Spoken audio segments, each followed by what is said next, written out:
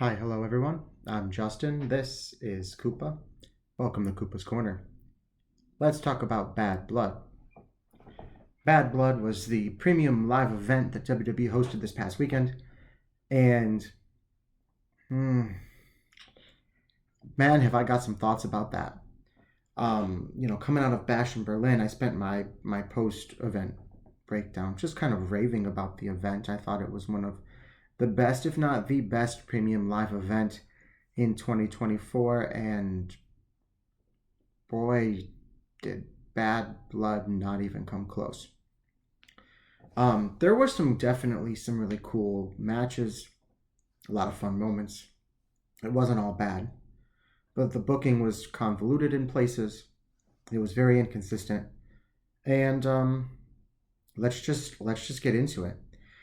So my first thought was seeing Bianca Belair, Jade Cargill, and Naomi as hosts of the event.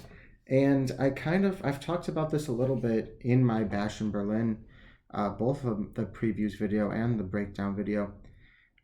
But it's so disappointing to see how far down the card they've fallen, because both of these women were huge stars and should be huge stars and probably will be huge stars again. Like, I don't think it's going to be too difficult to kind of build them back up. But right now they're spinning their wheels. And let's face it, the women's tag division is not as prestigious as the women's single division, or the men's tag division, or the men's single division. It's kind of where they put the extra women at, and it feels very low on the card. And seeing them host, it felt very forced. It felt very, don't forget about them, they're still on your TV too, because they didn't have anything better for them to do. They're just spinning their wheels. They're waiting for probably the Royal Rumble, or around then anyway, to start building their feud when they turn on each other. But in the meantime, we just gonna keep getting more of the same, and it's disappointing. It's hard to watch. And then we start getting into the matches.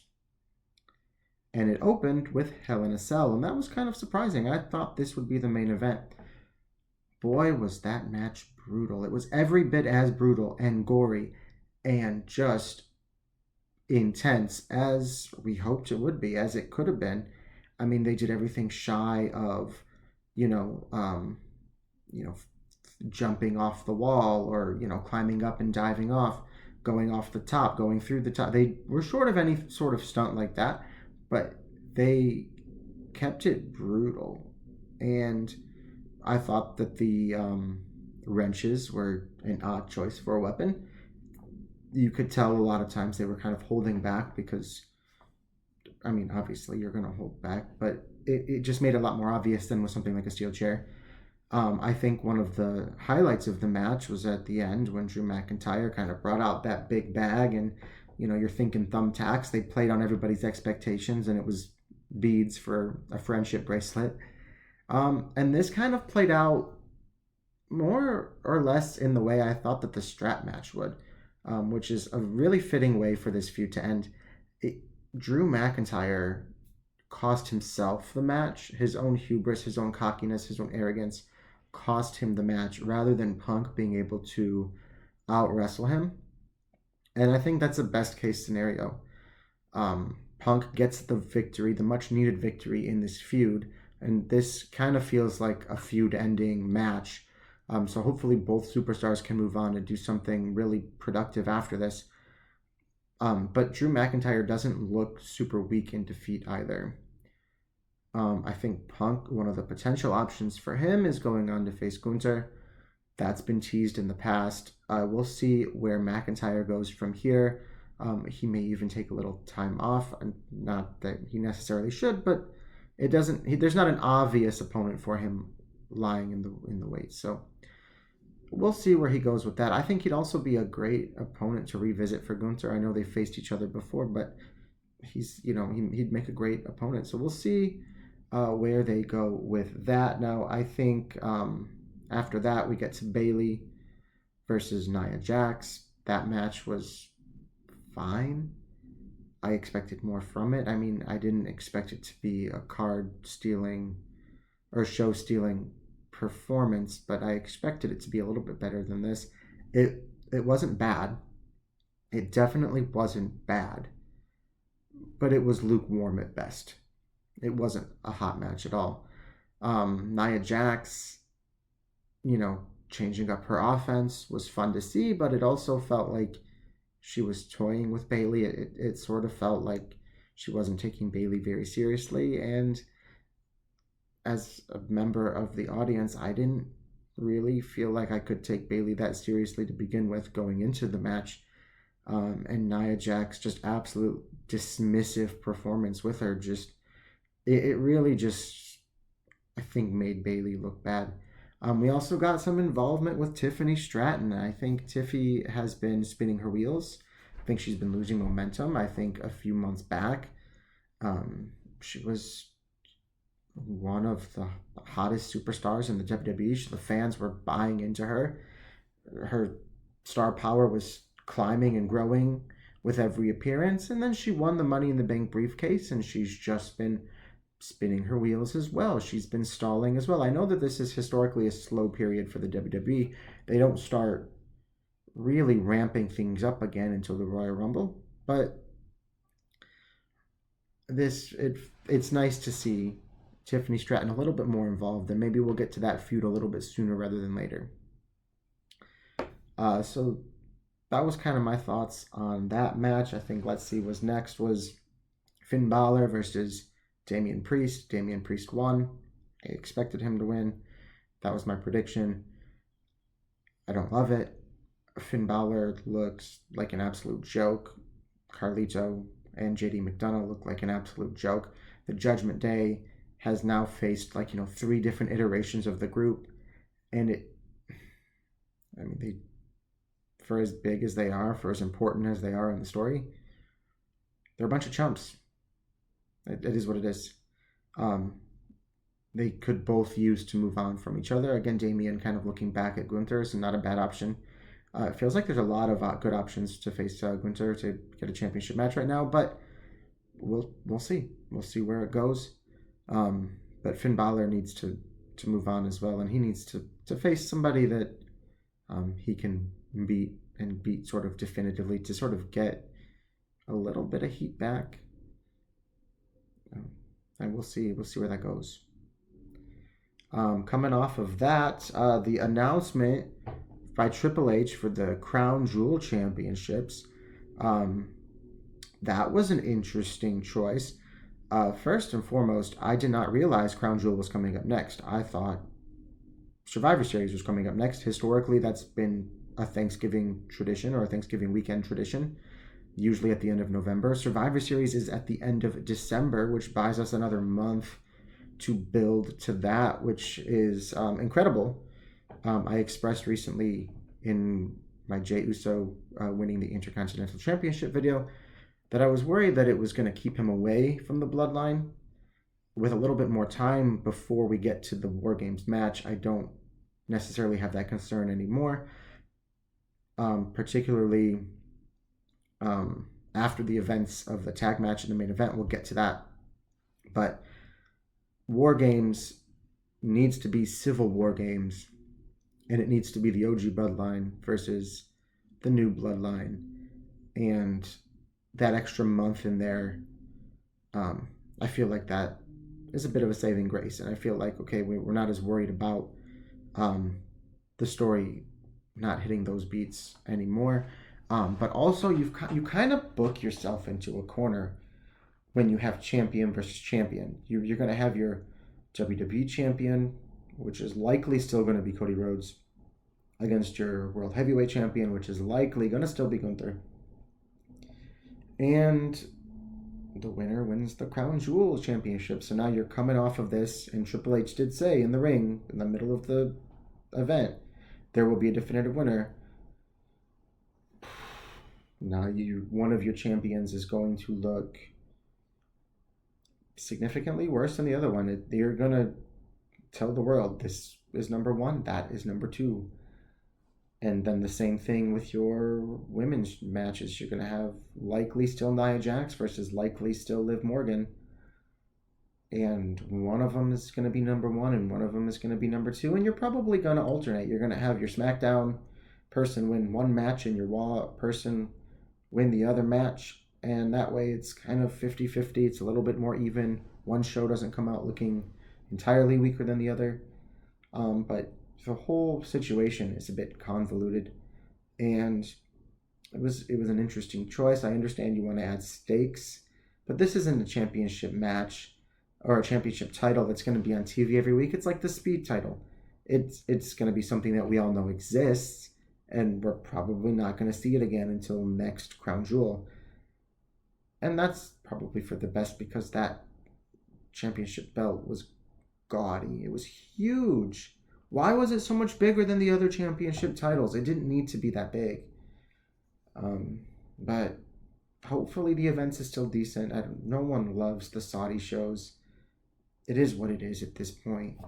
So we'll see. I mean, there's obviously the potential for some of these matches to change up. Sami Zayn is facing Gunther for the title. He could win it. Kevin Owens, after the event last night, turned on Cody Rhodes in the parking lot, and we have nothing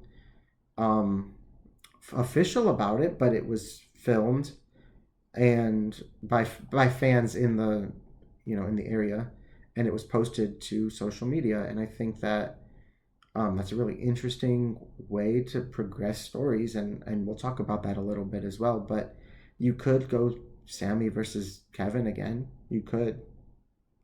Will you? I doubt it. I don't think either Cody nor Gunther can afford to lose the titles like that. But, there are options. But I feel like it's likely those are going to be the two big matches, and we'll see how the rest of the card fills out from there. Let's see. I think... during the event, Goldberg's appearance. I mean, there was quite a few appearances by quite a few legends. It was nice seeing DDP in particular. I'm a big fan of DDP. But yeah, there was a few legends there, a few rappers there as well, which I wasn't as familiar with. But it's just cool. It's cool to see, people there hanging out, enjoying the product in the audience. I think that's a nice touch. And Goldberg actually was taunted a little bit. Gunther again showing his just why he is the absolute greatest. Gunther is fantastic. He's out here weeks ago telling Bret Hart that Bill Goldberg is my favorite, and then there's Bill Goldberg, and he's like, yeah, I lied. I hope you're a better father than you were a wrestler, because you sucked. And it was great. I was laughing so hard. It was amazing. What a great way to taunt him. And of course, Goldberg jumps the barricade. They have a little stare down. Security gets involved. The post-match press conference, they asked Triple H if they thought Goldberg had one more match in him. Triple H said never. So we'll see. We'll see if that turns into anything or if it was just a one-time thing. Either way, it was fun. It's probably more fun if it is a one-time thing, but we'll see. We'll see where it goes. I think one thing that I wanted to point out was the absolute hypocrisy Michael Cole was showed during that segment, because Sami Zayn jumped Gunther from behind, even though Sami's the good guy and Gunther's the bad guy. Sami Zayn is the one who jumped Gunther from behind while he was staring down Bill Goldberg. And they're brawling. They're brawling up the ramp. They're brawling some more. And security splits them up. Some of the trainers split them up. And then Gunther kicks Sami. And Michael Cole loses his goddamn mind. And he's screaming and yelling. And he's, what a cheap shot. My dude, I understand you're pushing for the good guy. That's what you do. And Corey Graves pushes for the bad guy. That's what he does. But Gunther was jumped from behind. This was a little too much. This was a little too obvious that, hey, Michael Cole, shut the hell up. Are you serious? What a hypocrite. What a hypocrite. In that moment, that's how I felt anyway. I mean, I didn't mind Sammy being the one to attack Gunther from behind. I didn't mind the kick though. I like that was barely a cheap shot. It was much less of a cheap shot than what Sammy did. And it builds a little bit of heat for their match on Raw, but it also begs the question, why didn't we just get the title match there? They had all of this time to dedicate to the unveil of the new championship title and the announcement about the crown jewel and the Bill Goldberg stuff and then the brawl. That all could have been done on Raw. None of that would have been as big as a sixth match on the card and giving us Gunther versus Sami Zayn on a bigger stage. And I mean, I get it. You want people to tune into Raw, but it does beg the question there. So after that segment, let's see, what do? We moved on to a little backstage segment with Chelsea Green, where, Bianca Belair, Jade Cargill, Naomi sort of made her leave the VIP room because she stank so bad from her dumpster match. And look, make fun of Chelsea Green all you want, particularly on screen and in character, that's fine, but she is a gem. She puts more into each and every performance, and little performances like that, like those backstage segments, than anybody else on the roster. I mean, Chelsea Green gives it 110%, 100% of the time. She is just a gem. She might be a stanky ass gem, but she's a gem. And I love it. I'm here for it. I'm a big Chelsea Green fan, in case you couldn't tell. And after that, we actually get to a little clip of Dom and Liv arriving in a lowrider. And some of the stuff on the street seemed like it was a little CGI. But a lowrider was a nice touch. I mean, there's been a lot of, Eddie Guerrero, China, moments in this feud. And the lowrider was a nice touch. I thought it was a little much that the lowrider was the exact same as the new Mattel toy.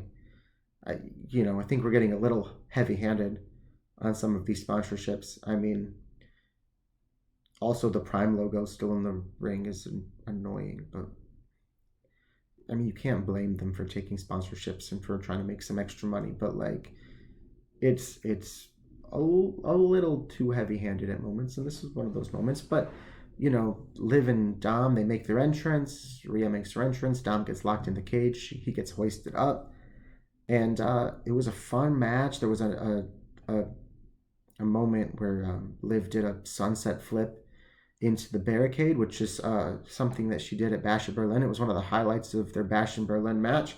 It's still a cool ass spot, man. I think it's a really cool spot. Her new finish, is it a finish? I don't know, but the home wrecker, it's a really cool move as well. I really like it. If it's just a part of her arsenal now, that's totally okay. It's just a really cool move. But this match, man, is as good as it was kind of throughout the match. It became an over-convoluted just disaster, a booking disaster in the finish.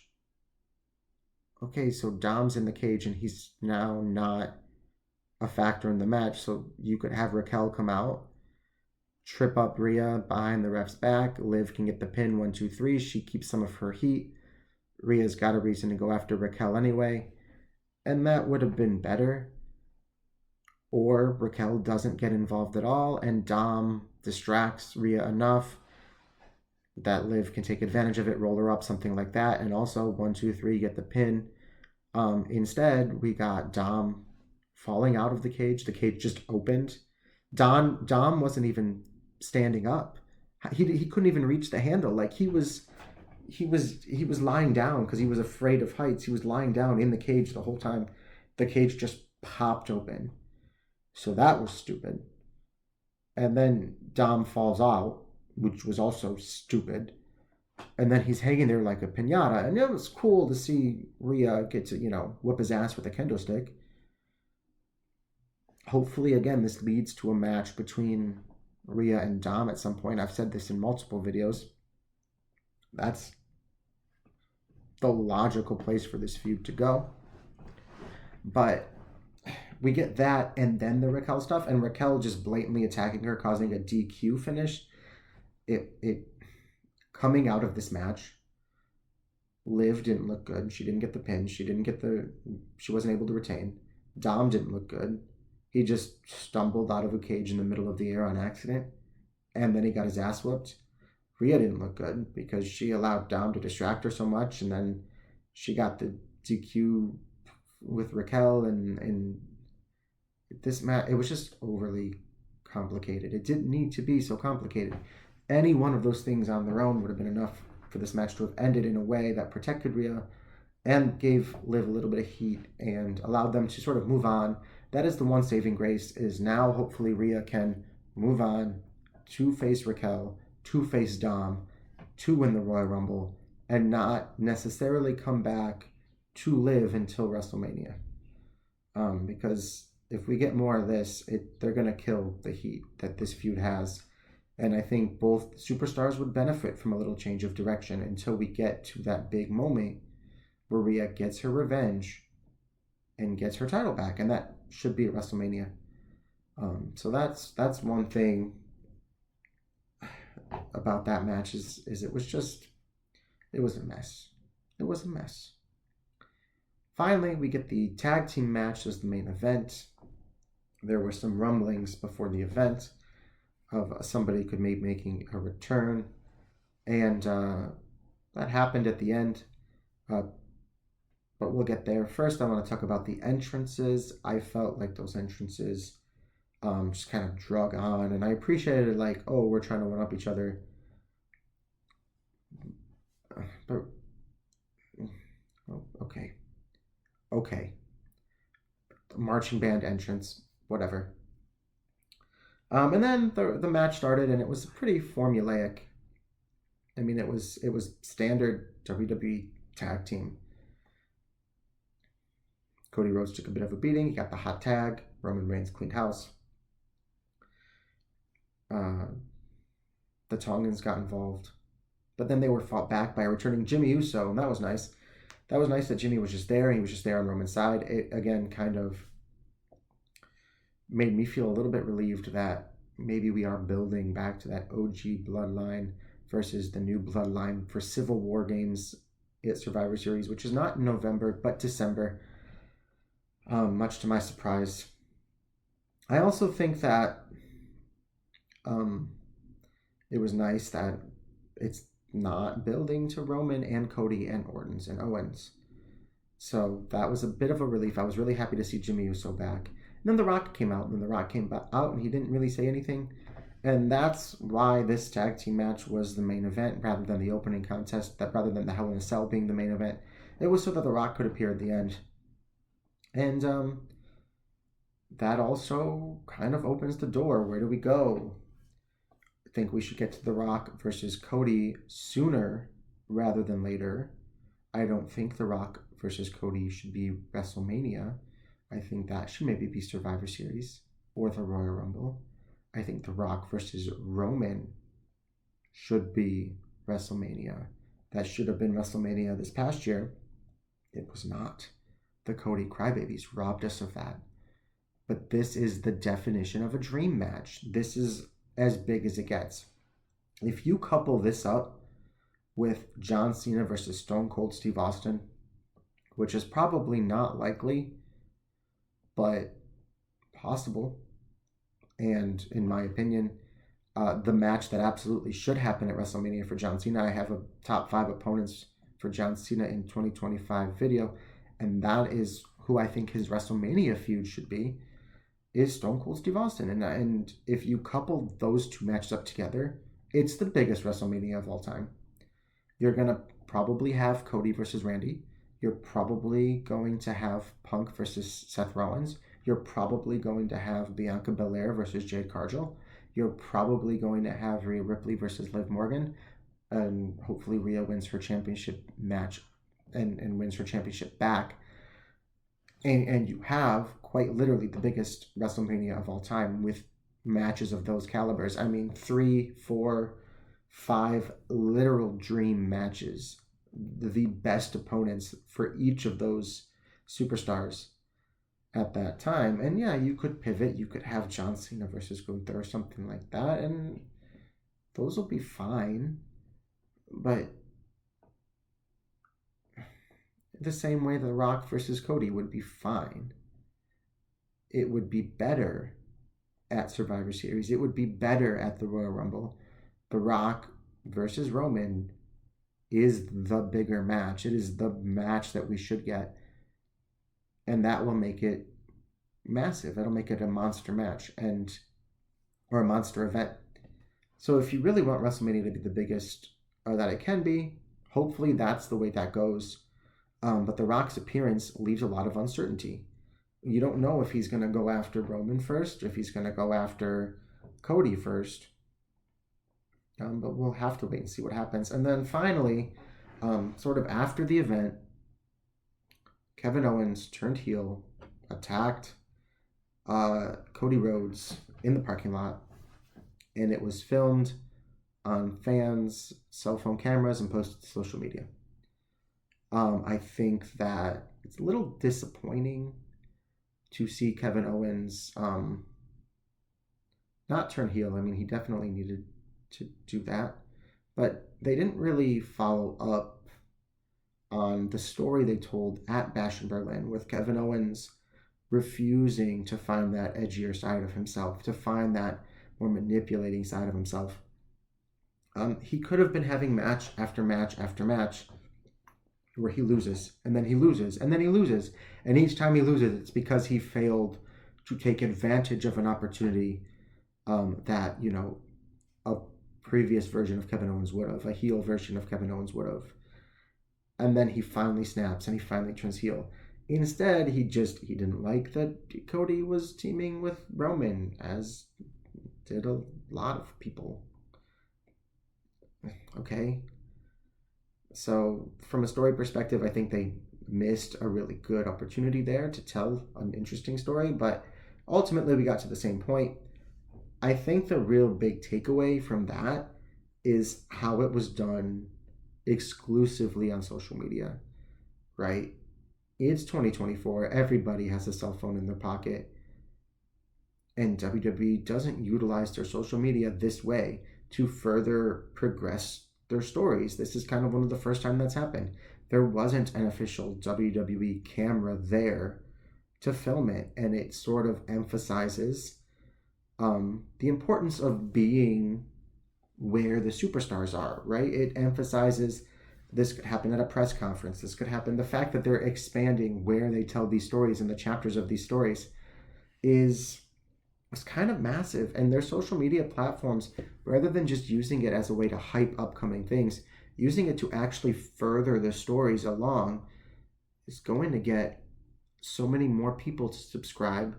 And it's just an absolute genius way, because on any given day when there's no wrestling content out there, you can open up Instagram and someone just beat the hell out of somebody else in a parking lot in a Denny's or some shit like that.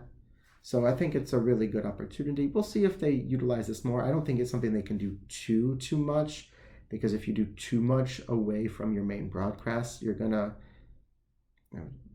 get fans who lose interest, who aren't going to follow your social media 24/7. But this is a great way to get a little bit of extra hype on your social media, and every once in a while, I think this is a genius move.